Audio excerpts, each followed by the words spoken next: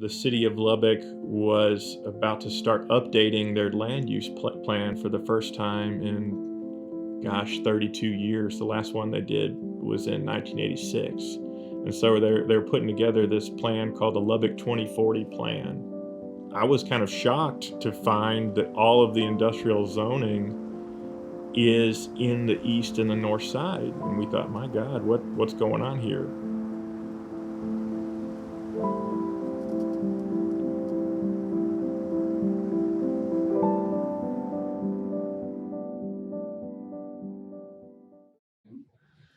Yeah, it's a good question. It's a good place to start. So, a comprehensive plan, and in our case, was something that hadn't been done in more than 30 years. And we appointed a group of more than 30 citizens who worked with some consultants and looked at the way land is being used in our community today, identified the way we would like to change that going forward. It really became more than just land use, it became a comprehensive plan for the community. They made 5 primary recommendations, but there were a number of secondary recommendations and plenty for us to work on. I was a chair of the neighborhood association, and I heard about the 2040 plan, and I needed to see how it applied to the area where I live in, which is East Lubbock. And I wanted to see what kind of plan did they have, who did they have setting up that plan, how did it relate to where I lived. I found out that the 2040 Plan Committee had been meeting for a long time, and it wasn't that well representative of the people who lived there. Then I had to find out what was being said. So it made me upset. That plan had been in fruition for over a year and a half, and nobody brought up those concerns, but we weren't educated on it. The times of the city council meetings, or getting that information to East Lubbock of how to attend a city council meeting, what to do when you attend, or when are those meetings available for us or open to the public, that's unheard of in East Lubbock. So I kept trying to get people in the neighborhood, come on, we gotta go, we gotta tell them how you feel about what you're reading.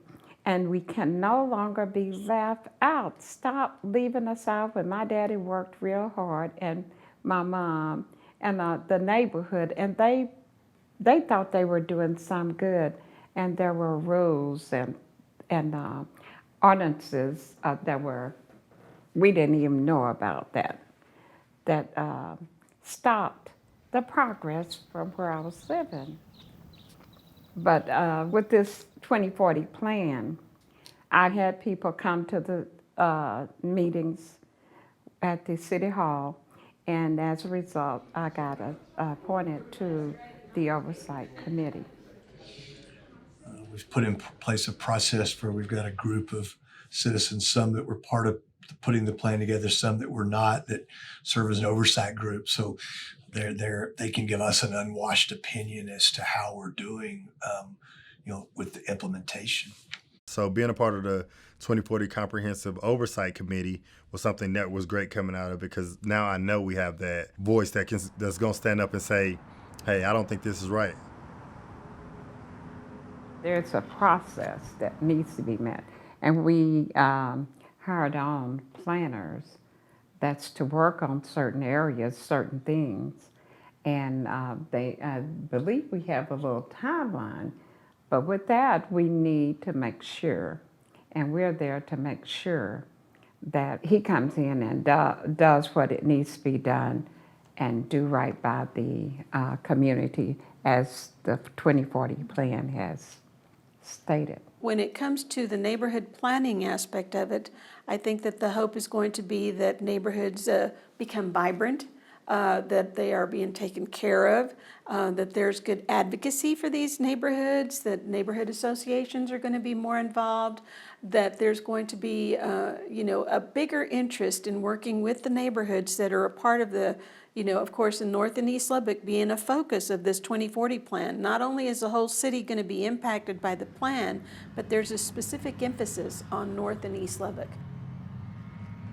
Texas Housers got interested in what was going on in Lubbock because we were working with Legal Aid of Northwest Texas at the time. They had just received a big grant to look into systemic issues of discrimination and try to address those through community education and legal action. And so we were working with them to help kind of research issues and talk to people on the ground to just figure out what they were going through out here. And so I started coming out here in about October of 2017 and just started talking to neighborhoods on the east and north side, working with neighborhood associations, community activists, concerned citizens. And I started talking with the Chapman Hill Neighborhood Association.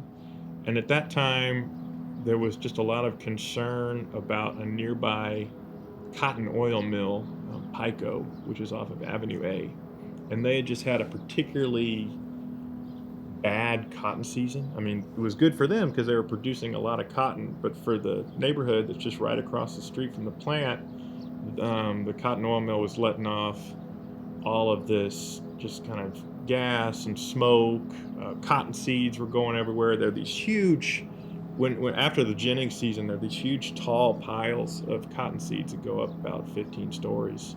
And they were blowing into people's yards, getting caught in people's air conditioning units. People out there have to replace their air conditioning units more often than they should because the cotton seed gets stuck in there and cause problems. Most concerning is most likely the industrial zoning, because I think that shies businesses away. I think it shies away from development. As a business, I wouldn't want a customer coming back and saying, hey, we were sitting at your restaurant and now all of a sudden we're having asthma flare-ups because all of the dust from Pico, right? Like, you put a McDonald's beside that, now they have all kind of concerns that go along with that. And I think that starts a chain effect, a domino effect kind of thing, where we don't have opportunities for kids to get jobs. I think that's one of my main voices of concern, because I work with kids and I do deal with a lot of kids who come from single family homes, and the days of having one parent household is few and far between without having some kind of assistance and help. And I look at our young men of what are our young men and women of what are the opportunities to help their families. Do you know what I mean? A lot of people say, well, anybody can get a job. Well, anybody can, but do you want to find a ride every day? If you're barely making minimum wage, can you afford an Uber every day and help out mom and dad or supply for yourself? How do we say they need to go work? They need to find that sense of responsibility. Does that trickle effect cause kids to go to the streets and cause kids to not care about education and try to find a way to make money, and all of these things that trickle effect all the way down? I think that's a huge thing that's concerning to me. So the land use map, the land use map is the one that really has to be changed. In order for North and East Lubbock to be able to see the best outcomes of what could be as a result of the 2040, the land use map would have to be changed. And of course, we've heard and we've asked, and they've said, well, for those that are zoned at this point, the way that they're zoned, there's not much we can do there.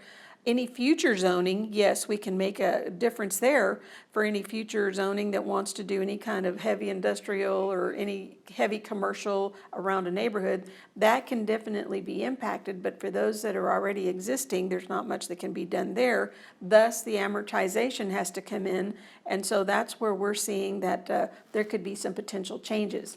The 2040 plan is to enhance, to work with what we have existing, of course. And so this neighborhood planner is supposed to be in working with our neighborhoods and helping also to work with maybe some of these business owners that have some of these heavy industrial sites, have these concrete batch companies, have these places that are really causing some problems for some of our neighborhoods, so that he can also help to see how maybe we need to come to the table and see how we can make it better for the people that live in this neighborhood. Even now, we're learning more facts about zoning and industrial zoning and mixed zoning than I ever would in my entire life, just because this plan started and because we went and spoke and talked about it, because now that education has started to roll.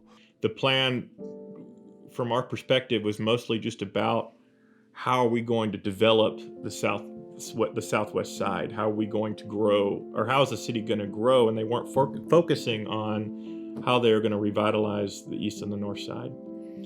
And so one of our big points of contention, aside from all the industry being concentrated on the east and north side, was just that the community participation and the outreach was bad. Now the city is doing what's called creating a unified development code, where they're going to carry out the directives in the 2040 comprehensive plan, make it into law in the zoning code. They're going to combine all the zoning codes or all the zoning laws that are on the books. Some are outdated.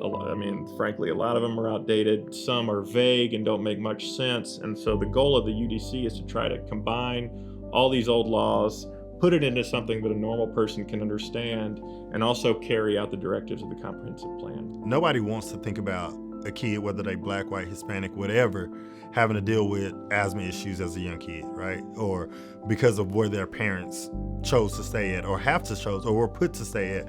I think nobody wants to have to deal with that issue, but the reality of it is a lot of people didn't know. A lot of people don't know. And that barrier causes it hard to be changed, because who's going to say, oh, go in East Lubbock and approve every industrial zoning? No, that's not the reality, right? You can't just go in, take everything out that's been established. That's businesses, that's families that are also having to suffer because of those things. But I think that non-education on it, not being educated on those subjects, have caused this to be a issue that has become bigger than what can be fixed in a year or 2 or 5 years. So it's just, I think that barrier of not being educated on it is huge. I think it's concerning, and it always will be concerning. And as we move forward, I hope that they make more of an effort to pay attention to these people that are showing up to these meetings. I mean, they deserve to be heard. I'm trying to soak in as much as I can, and my neighborhood meetings, trying to make sure that people are informed, that they come there informed, so other actions can be made. Things has to stop if we are going to be a community, an all-one community. Things need to be done in decent and in order. And why is it not?